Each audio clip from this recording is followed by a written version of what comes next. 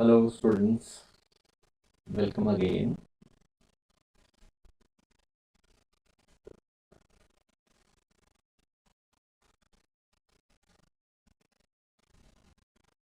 आज हम स्टार्ट करेंगे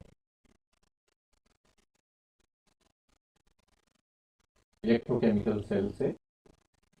तो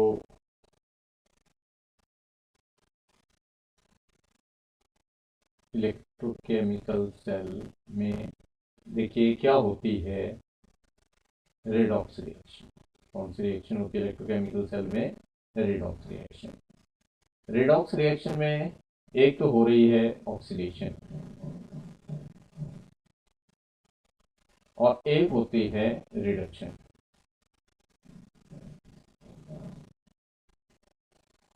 ठीक है।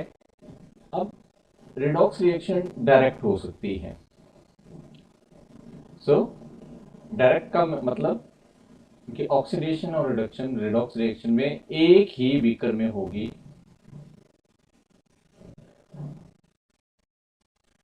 कि हमने एक बीकर लिया, इसमें हमने जिंक रॉड ली थी, ठीक है, और इसको हमने कॉपर सल्फेट के सॉल्यूशन में डाल दिया। सॉल्यूशन किसका है?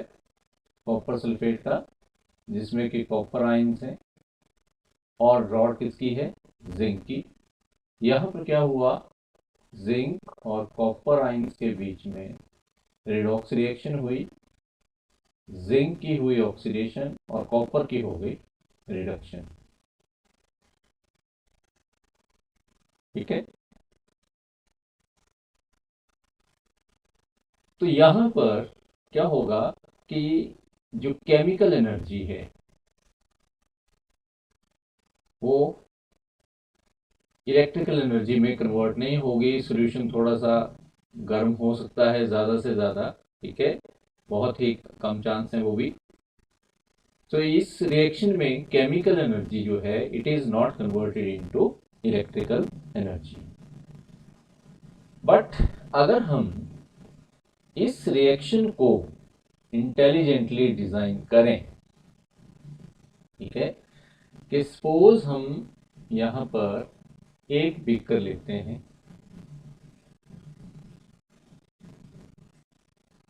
हम यहां पर जिंक रॉड डाल दी उसमें, और यहां पर इसमें हमने जिंक आयन का कोई सॉल्यूशन डाल दिया, और दूसरे एंड पे हमने क्या किया कि कॉपर रॉड ली, ठीक है, और उसको हमने कॉपर आयंस के सॉल्यूशन में डिप कर दिया। यहां पे भी ऐसा ही होगा कि जिंक की होगी ऑक्सीडेशन और कॉपर आयन की होगी रिडक्शन। बट यहां पर क्या करेंगे हम कि इनको करेक्ट करेंगे थ्रू इलेक्ट्रिकल वायर। ठीक है, बीच में वोल्ट मीटर भी लगा दिया मैंने। डन। अब यहां पर जिंक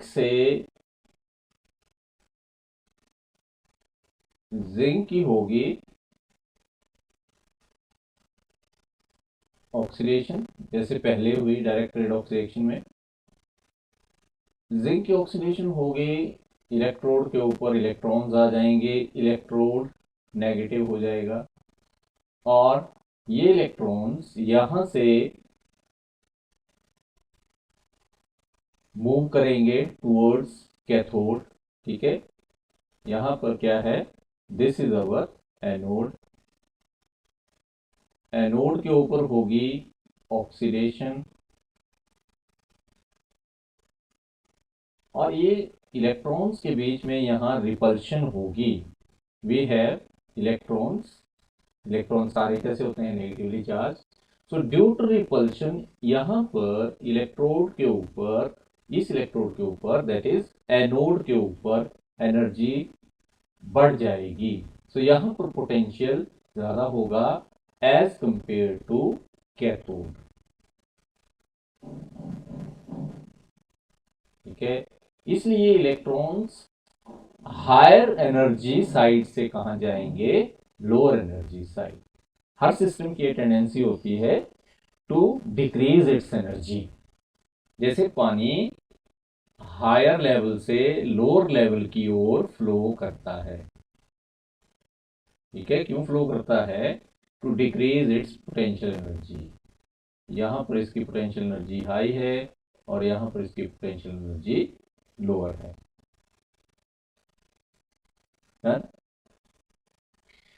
तो वैसे ही इलेक्ट्रॉन्स की मूवमेंट होगी। जब इलेक्ट्रॉन्स की मूवमेंट होगी तो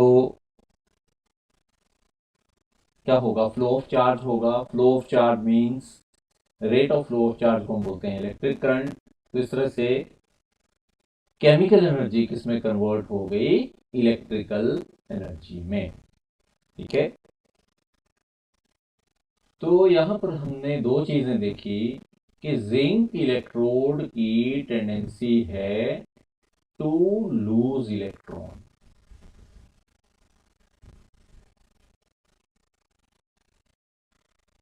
टू लूज इलेक्ट्रॉन। और ये जो कॉपर आयंस हैं, they have tendency to gain electron, ठीक है।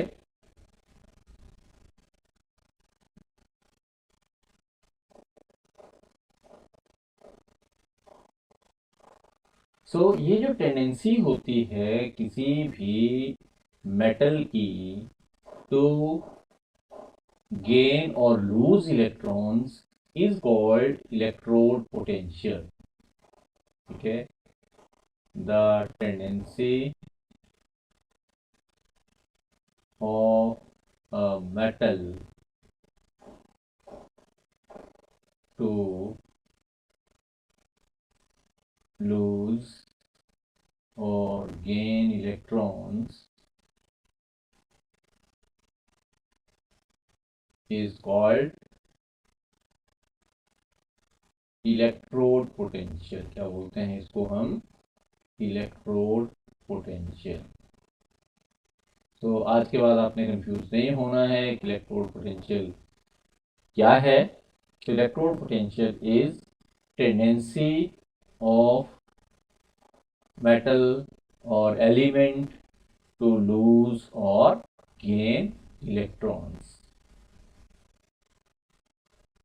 ठीक है। सो चलते हैं नेक्स्ट।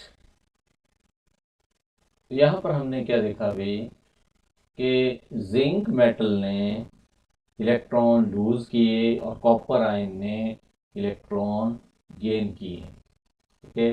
अब मैं एक और रिएक्शन लिखूंगा, उसमें हम ये देखेंगे कि कॉपर इलेक्ट्रोड, ठीक है, और सिल्वर आयन के बीच में जो रेडॉक्स रिएक्शन हुई, इसमें कॉपर आयन की हुई ऑक्सीडेशन, सॉरी कॉपर मेटल की हुई ऑक्सीडेशन और सिल्वर आयन की हुई reduction.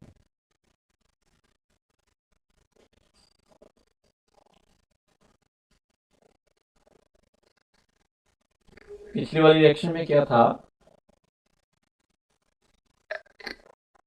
In the previous reaction copper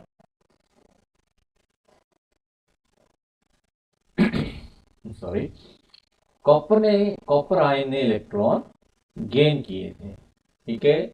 लेकिन देखेंगे दैट मीन्स कि यहां पर एक हमारा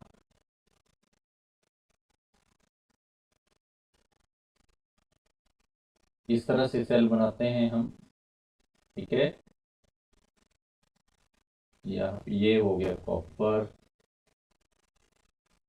इलेक्ट्रोड और ये हो गया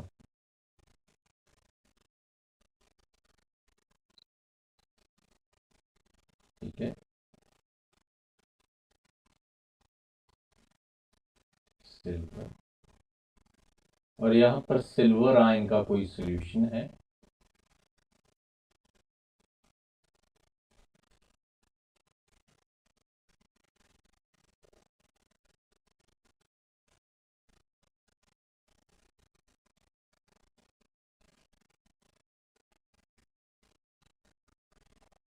और यहाँ पे कॉपर को हम डाल देते हैं किसी सॉल्यूशन में जिसमें कि कॉपर आयंस हैं।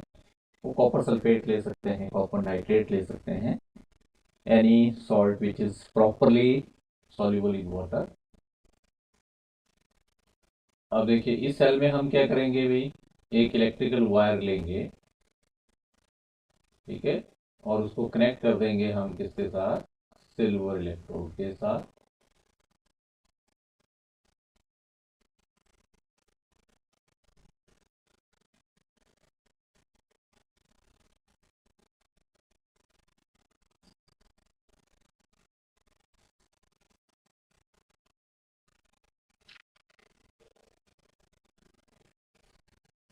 और इस तरह से इलेक्ट्रॉन का मूवमेंट हो रहा है from copper electrode to silver electrode. तो यहाँ पे हम क्या देख रहे हैं कि कॉपर ने इलेक्ट्रॉन लूज किए, ठीक है। तो यहाँ पर एनोड क्या बना, एट एनोड,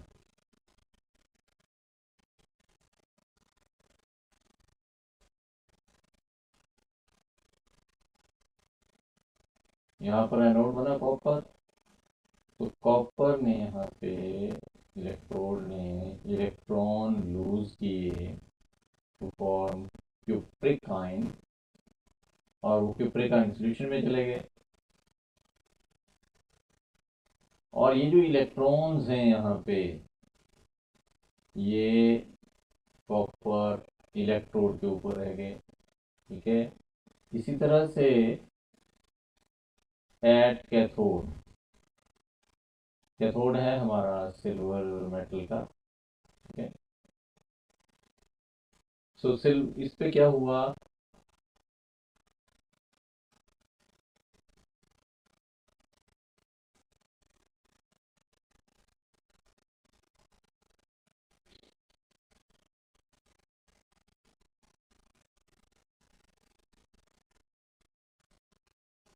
सिल्वर आयन है,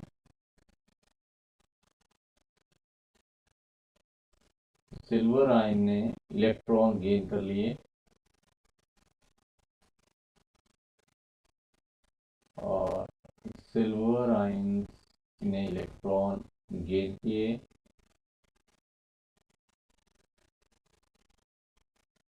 और सिल्वर आयन की रिडक्शन हो गई। सो प्रीवियस एग्जांपल में और इस एग्जांपल में, एक बार फिर से लिख देता हूं मैं भी, ठीक है। वहां पर जिंक ने इलेक्ट्रॉन लूज किए थे, और यहाँ पर कॉपर आयंस ने इलेक्ट्रॉन गेन किए थे, और कॉपर की रिडक्शन हो गई थी, ठीक है। तो यहाँ पर मैं लिखूंगा Cu2 पॉजिटिव आयन रिड्यूस्ड,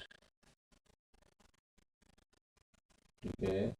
और यहाँ पर Cu atoms, copper atoms are oxidised,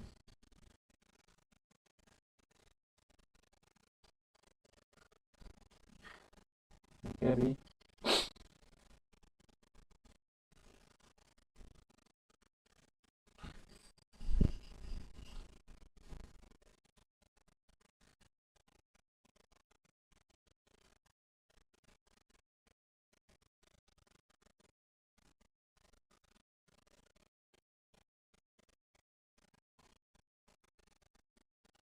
सो ऐसा नहीं है कि एक एटम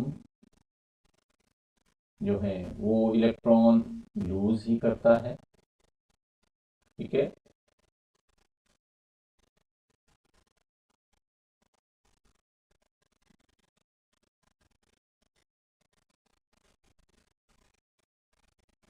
उसकी टेंडेंसी इलेक्ट्रॉन गेन करने की भी हो सकती है, जैसे कि कॉपर के बारे में हमने देखा। सो यहाँ पर मेरा बोलने का मतलब ये है कि कॉपर ने यहां पर इलेक्ट्रॉन लूज किए इन कंपैरिजन टू सिल्वर, और यहां पर कॉपर आयंस ने इलेक्ट्रॉन गेन किए फ्रॉम जिंक। दैट मीन्स के अच्छा, अब अगर हम जिंक की रिएक्शन कर दें सिल्वर आयन के साथ, जिंक और सिल्वर इलेक्ट्रोड को जोड़ दें हम, तो भी क्या होगा भाई कि जिंक की ही ऑक्सीडेशन होगी और सिल्वर आयन की रिडक्शन होगी।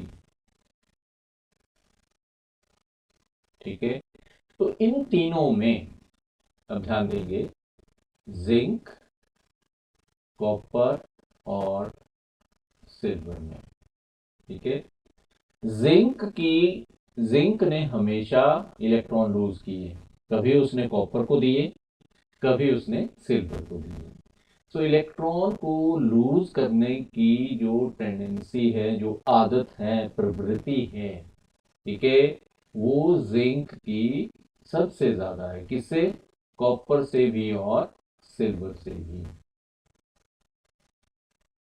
ठीक है, तो उसके बाद कॉपर देखा हमने कि कॉपर ने भी लूज किए इलेक्ट्रॉन्स, किसके लिए? सिल्वर के लिए। ठीक है, अगर जिंक और कॉपर को कंबाइन करेंगे, कौन इलेक्ट्रॉन लूज करेगा?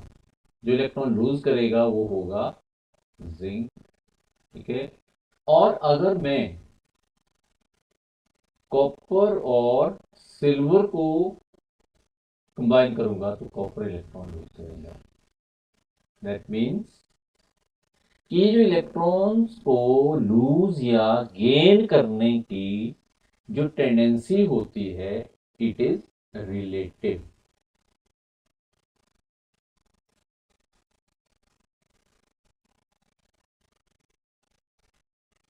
It is relative in nature.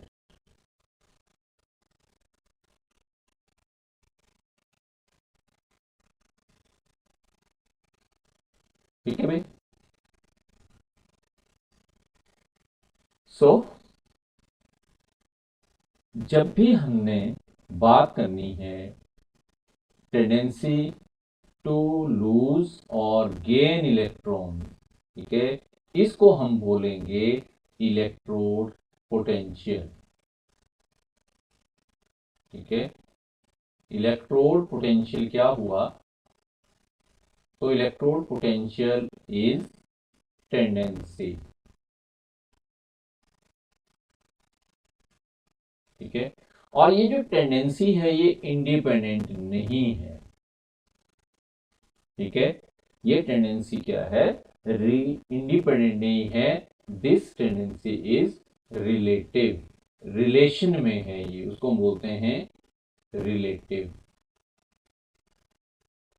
ठीक है, तो रिलेटिव का मतलब रिलेशन में। ठीक है, रिलेशन दो लोगों के बीच में होता है। ठीक है, जैसे ब्रदर एंड सिस्टर। ठीक है, तो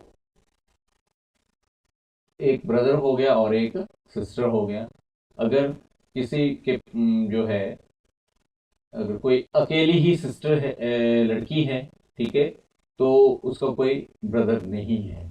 समझाई बात है कि नहीं? तो वो सिंगल चाइल्ड है, तो वो उसका कोई रिलेशन नहीं है। समझाई बात है कि नहीं? अगर टू किड्स हैं, ठीक है, if there are two kids तो सेम पेरेंट्स, तो उनमें ब्रदर सिस्टर हो सकते हैं, दोनों ब्रदर होंगे। अगर ठीक है, दोनों लड़के हैं तो दोनों एक दूसरे के क्या हैं? ब्रदर हैं। ठीक है, एक सिस्टर लड़की है, एक लड़का है, तो वो आपस में ब्रदर सिस्टर हुए। सो relation is always between two person. Clear बात है? उसी तरह से ये जो टेंडेंसी है टू लूज और गेन इलेक्ट्रॉन्स, ये भी कंपैरेटिव है, इनको हम कंपेयर करके बोल सकते हैं। क्लियर है बात ये? अब यहाँ पे देखेंगे कि कॉपर की टेंडेंसी इलेक्ट्रॉन लूज करने की है। ठीक है, it has tendency to lose electron with respect to Ag, silver. ठीक है, और copper has tendency to gain electrons with respect to zinc. ठीक है, तो यहाँ पर कॉपर का मतलब हम दोनों की बात कर रहा हूं मैं, कॉपर आयन और कॉपर मेटल की। ठीक है, सेम एलिमेंट है ना ये।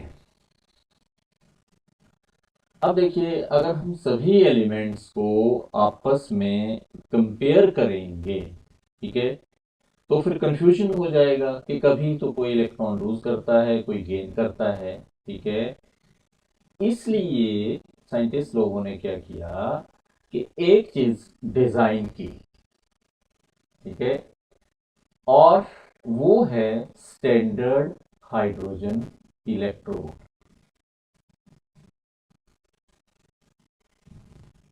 ये है हमारे पास स्टैंडर्ड, अभी इसका फिगर बनाता हूं मैं, इसका नाम है स्टैंडर्ड हाइड्रोजन इलेक्ट्रोड। ठीक है, ये इसको हम स्टैंडर्ड ना बोल के इसको हम नॉर्मल हाइड्रोजन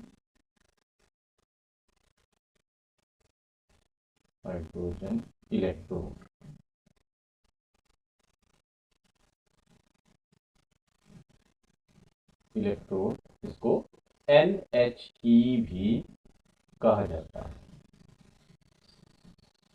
ठीक है, अभी स्टैंडर्ड हाइड्रोजन इलेक्ट्रोड क्या है, इसमें देखिए जितने भी इलेक्ट्रोड हमने पीछे देखे उसमें हमने क्या देखा कि सॉल्यूशन होता है। ठीक है, तो इसके अंदर ये जो सॉल्यूशन है, दिस इज 1 मोलर HCl का होता है। ठीक है, ये जो लिक्विड दिख रहा है आपको, ये क्या है, दिस इज 1 मोलर HCl। ठीक है, अब इसमें क्या करते हैं हम कि एक इस तरह से ग्लास ट्यूब लेते हैं। ठीक है, इस तरह से एक ग्लास ट्यूब लेते हैं ऐसे।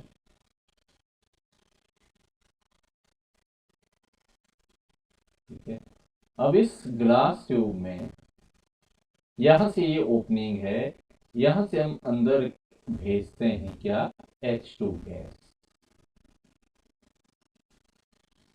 तो इस सेल है ये। ठीक है, इस सेल में हमारे पास दो चीजें हुई, एक हाइड्रोजन और दूसरे हैं इसमें हाइड्रोजन आयन।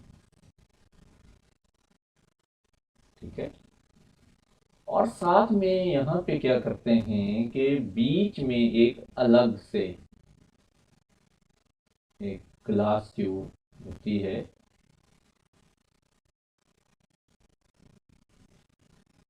ठीक है, इस ग्लास ट्यूब में और इस ग्लास ट्यूब के अंदर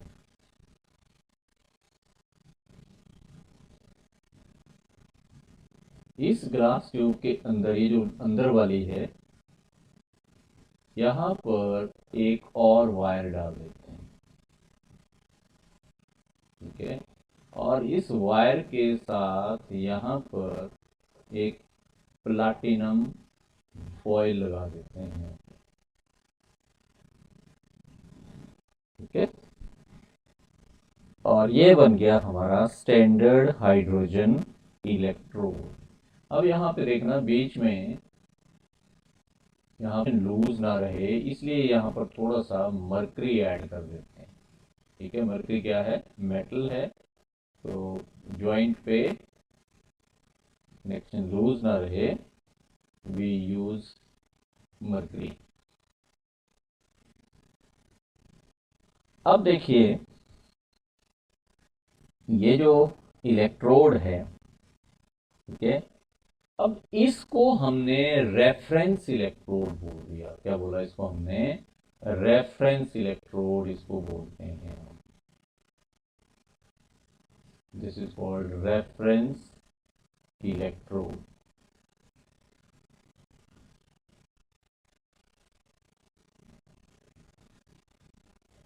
रेफरेंस इलेक्ट्रोड इसलिए बोला कि जब भी हम कंपेयर करेंगे,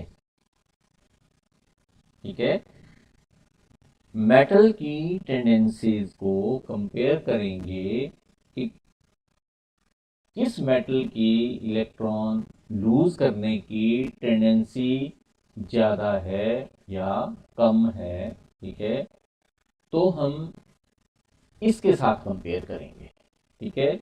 इसके साथ कंपेयर करने के बाद उनकी हम रिलेटिव टेंडेंसी भी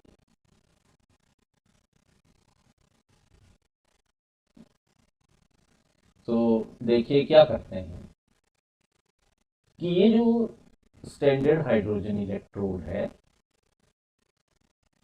ये एक ऐसा इलेक्ट्रोड है कि अगर इसको इलेक्ट्रॉन्स मिलेंगे तो ये ले लेगा, अगर किसी इलेक्ट्रोड दूसरे इलेक्ट्रोड को इलेक्ट्रॉन चाहिए होंगे तो ये इलेक्ट्रॉन लूज कर देगा। तो देखेंगे इसने क्या किया, यहाँ पर ध्यान देंगे यहाँ पे कि स्टैंडर्ड हाइड्रोजन इलेक्ट्रोड को मैंने क्या किया कि यहाँ पर स्टैंडर्ड हाइड्रोजन इलेक्ट्रोड को मैंने यहाँ पर जिंक के साथ कनेक्ट किया है। किसके साथ कनेक्ट किया मैंने इसको? जिंक के साथ कनेक्ट कर दिया। ये देखिए एक मैंने सेल लिया,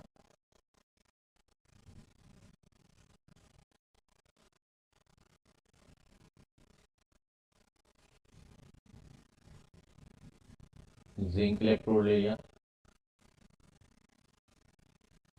ठीक है। अभी ये कौन सा है?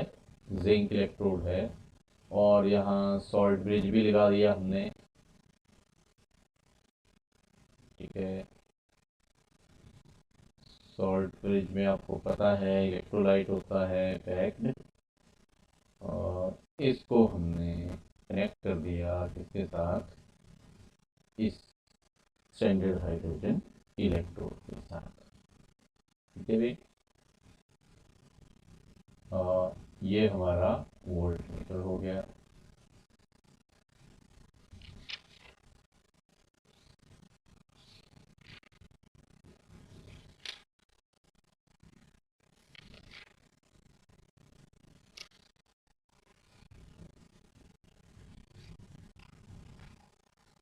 कि होती है यहाँ पर जब इनको कनेक्ट करते हैं हम, तो यहाँ पर जो वोल्ट मीटर है इसके ऊपर टर्मिनल मार्क्ड रहते हैं, positive and negative. So what I did कि मैंने नेगेटिव टर्मिनल को इसके साथ जोड़ा जिंक के साथ, और पॉजिटिव टर्मिनल को मैंने हाइड्रोजन इलेक्ट्रोड के साथ जोड़ा, ठीक है। अब देखिए कि वोल्ट मीटर अगर हमने ठीक कनेक्ट किया है, वोल्ट मीटर को कैसे कनेक्ट करते हैं? नेगेटिव टर्मिनल को नेगेटिव के साथ जोड़ते हैं सर्किट में, और पॉजिटिव टर्मिनल को पॉजिटिव के साथ जोड़ते हैं, जिस चीज के साथ भी हमने इसको कनेक्ट करना है। अगर तो हमने ठीक कनेक्ट किया है, वोल्ट मीटर का जो यहाँ पे स्केल होगा भी ऐसे, इसके अंदर होगा स्केल, यहाँ 0.5 वोल्ट। अब नहीं तो ये जो इसकी जो पॉइंटर होगा, ठीक है, ये 0 से 5 की ओर चलेगा, प्लस में चलेगा। ये क्लियर बात है? तो देखिए ऐसे किया हमने तो ये क्या हुआ कि ये 0 से ऊपर की ओर चला, दैट मीन्स इसको हमने ठीक कनेक्ट किया है। ठीक कनेक्ट किया है का मतलब कि जिंक इलेक्ट्रोड क्या है? नेगेटिव इलेक्ट्रोड है, ठीक है। और स्टैंडर्ड हाइड्रोजन इलेक्ट्रोड ने यहाँ कैसा है? पॉजिटिव। दैट मीन्स कि जिंक इलेक्ट्रोड यहाँ पर नेगेटिव है, that mean it is anode. ठीक है, और एनोड के ऊपर कौन सी रिएक्शन हुई? ऑक्सीडेशन। ठीक है, ये जो मैंने बात बताई ना कि ये जीरो से ऊपर की ओर जाएगा, ये प्रैक्टिकल बात है। ठीक है, क्यों? अगर हम इनको कनेक्ट करके बैठ गए, हमें क्या पता लगेगा कि रिएक्शन हो रही है कि नहीं? अगर वोल्ट मीटर नहीं लगाया है तब हमें हो सकता है यहाँ पर बड़ी देर कोई रिएक्शन हो ही ना, और रिएक्शन अगर हो भी रही है, ठीक है, तो उसकी ज़रूरी नहीं है कि सभी रिएक्शंस में कोई कलर चेंज होता है या कुछ हलचल होती है, रिएक्शन साइलेंटली भी होती हैं। तो उस सिचुएशन में हमें वोल्ट मीटर लगा के अगर उसकी नीडल में मूवमेंट आती है पॉजिटिव साइड में, दैट मीन्स रिएक्शन हो रही है। समझाई बात है कि नहीं? हाँ, अगर कोई ऐसी रिएक्शन है जिसमें कि कलर चेंज एकदम से हो जाता है, ठीक है, तब तो लग जाएगा पता कि रिएक्शन हो गई, हमने ठीक जोड़ा है। अगर रिएक्शन धीरे धीरे हो रही है, स्लो पेस पे हो रही है, ठीक है, तो हमें नहीं लगेगा पता। ठीक है, उस सिचुएशन में वोल्ट मीटर लगा के हमें एकदम से पता लग जाएगा। ठीक है, तो वोल्ट मीटर में मूवमेंट देखने से हमें पता लग गया कि जिंक क्या है, नेगेटिव साइड में, नेगेटिव इलेक्ट्रोड है, सो इट इज एनोड, और इसके ऊपर कौन सी रिएक्शन हो रही है? ऑक्सीडेशन। तो जल्दी से लिखेंगे, जिंक की हुई ऑक्सीडेशन और बन गया ये। दैट मीन्स कि यहाँ पर कौन सा प्रोसेस हुआ? ये पॉजिटिव है तो ये है कैथोड,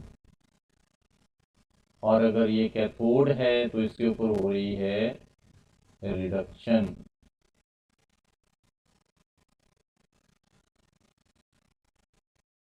डन।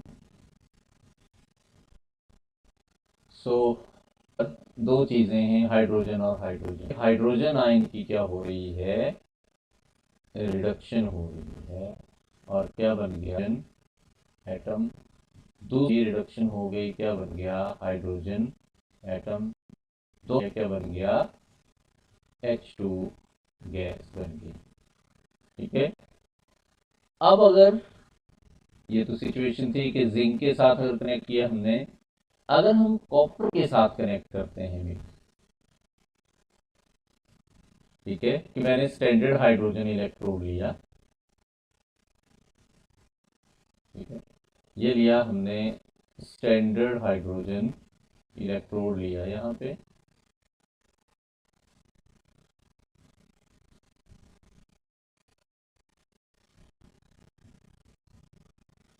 ये प्लैटिनम वायर कॉइल है यहाँ पे, और ये बारीक सी कॉइल है नीचे, और ये बिल्कुल आपका ग्लास ट्यूब है। इसको हमने किसके साथ कनेक्ट किया? कॉपर इलेक्ट्रोड के साथ।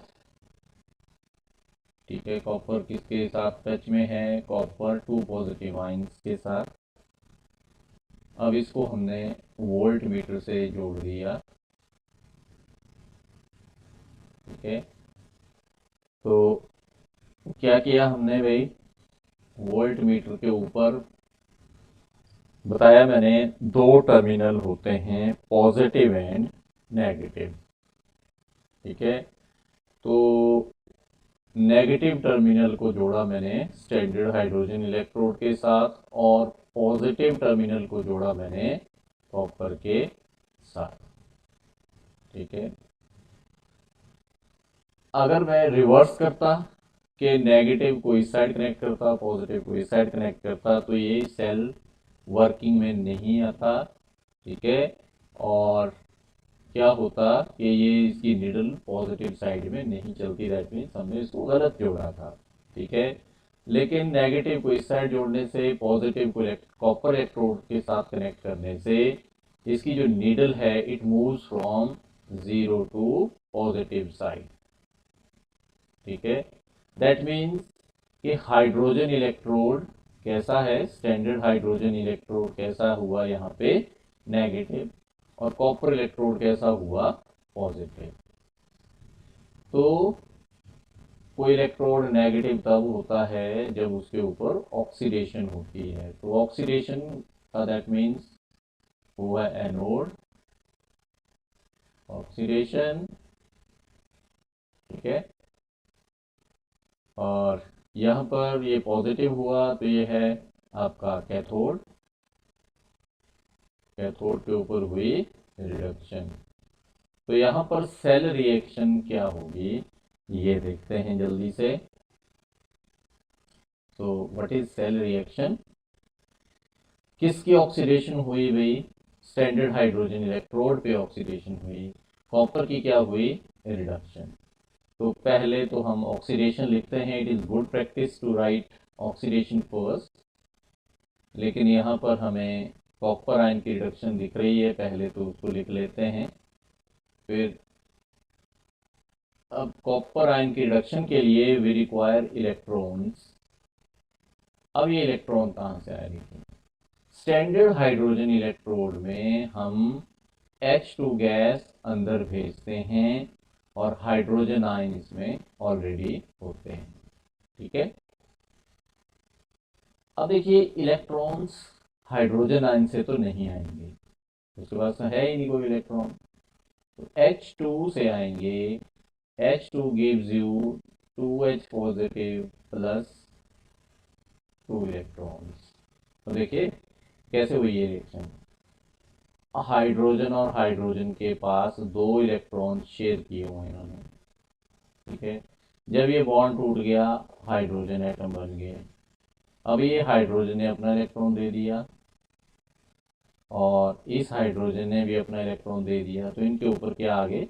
पॉजिटिव था। तो इस तरह से 2 हाइड्रोजन आयन बन गए, 2 इलेक्ट्रॉन, और इन 2 इलेक्ट्रॉन्स ने कॉपर आयन की रिडक्शन कर दी, ठीक है। सो इस तरह से यहाँ पर ये रिएक्शन हुई, ठीक है। तो अब देखेंगे यहाँ पर ये जो वोल्ट मीटर बताया हमने यहाँ पे लगा है, ठीक है।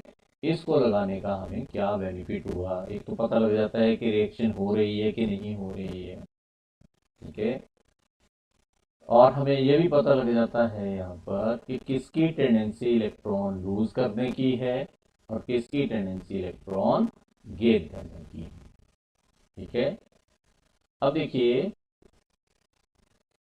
कि इलेक्ट्रोड पोटेंशियल हमने पता करना है कि किसका इलेक्ट्रोड पोटेंशियल कितना है। तो देखिए कि यहाँ पर आप देखेंगे इलेक्ट्रोड पोटेंशियल होता है टेंडेंसी टू लूज इलेक्ट्रॉन और गेन इलेक्ट्रॉन, ठीक है। तो हम एक इलेक्ट्रोड का, किसी भी इलेक्ट्रोड का, चाहे कॉपर हो, चाहे जिंक इलेक्ट्रोड हो या कोई और मेटल का इलेक्ट्रोड हो, उसका हम इंडिविजुअल टेंडेंसी पता नहीं कर सकते हैं, ठीक है। उसको हम क्वांटिफाई नहीं कर सकते हैं कि इसकी इलेक्ट्रॉन गेन करने की टेंडेंसी कितनी है, ठीक है। क्यों? क्योंकि वो अकेला इलेक्ट्रॉन लूज नहीं करेगा। वो इलेक्ट्रॉन लूज तभी करेगा जब वो किसी दूसरे के साथ कनेक्टेड होगा वो, ठीक है। तो हमें इलेक्ट्रोड पोटेंशियल कैसे पता लगेगा? वो हमें, इसके लिए हमें कुछ एजम्पशन करनी होगी। हमें किसी चीज को जो है फिक्स करना पड़ेगा। जैसे देखिए ये जो वोल्ट मीटर है ये हमें बता देगा, this will tell us difference, ये बताएगा हमें डिफरेंस बिटवीन इलेक्ट्रोड पोटेंशियल, ठीक है। ये हमें क्या बताएगा? इलेक्ट्रोड पोटेंशियल के बीच में डिफरेंस बताएगा ये हमें, ठीक है। तो ये डिफरेंस हमें कैसे पता लगेगा? वोल्ट मीटर से। अगर जैसे इसका इलेक्ट्रोड पोटेंशियल x है, कॉपर का कितना है भी? x, और स्टैंडर्ड हाइड्रोजन इलेक्ट्रोड का कितना है? y। तो वोल्ट मीटर हमें क्या बताएगा? x माइनस वाई की वैल्यू बताएगा। ठीक है, तो IUPAC सिस्टम ने क्या किया कि y की वैल्यू को 0 फिक्स कर दिया हमेशा के लिए, कि स्टैंडर्ड हाइड्रोजन इलेक्ट्रोड का इलेक्ट्रोड पोटेंशियल क्या होगा? 0 होगा। ठीक है, इसलिए जब भी यहां से हम पोटेंशियल डिफरेंस कैलकुलेट करें, क्योंकि वोल्ट मीटर तो पोटेंशियल डिफरेंस ही बताता है, ठीक है, तो इसको हमने 0 मान लिया, तो ये x माइनस 0 कितना आ जाएगा? x। यानी कि इलेक्ट्रो का वोल्ट मीटर हमें क्या, इससे जो वैल्यू मिल रही है हमें, इसको हमने इलेक्ट्रोड पोटेंशियल मान लेना है जिसके साथ ये कनेक्टेड है। ठीक है, तो जब इस तरह से कनेक्ट करते हैं हम, तो कॉपर का इलेक्ट्रोड पोटेंशियल आता है प्लस 0.34 वोल्ट। ठीक है, स्टैंडर्ड हाइड्रोजन इलेक्ट्रोड का इलेक्ट्रोड पोटेंशियल कितना मान लिया? 0.0 वोल्ट। ठीक है, और ये जो जिंक है, जब इनको कनेक्ट किया भी यहां पे, तो यहां पर वैल्यू आई 0.76। ठीक है, लेकिन यहां पर जिंक क्या है? एनोड है। ठीक है,